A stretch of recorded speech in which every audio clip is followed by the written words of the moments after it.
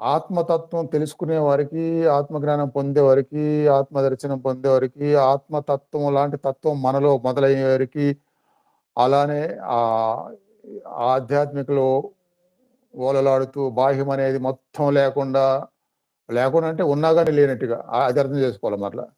అలా లేకుండా అవ్వటానికి ఈ సాధనలు.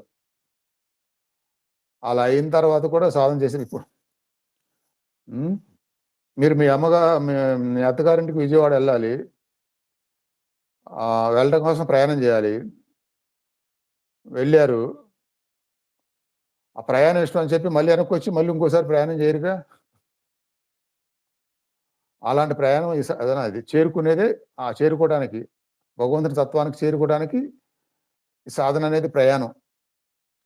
చేరుకున్న తర్వాత ఇంక సాధనతో పని లేదు.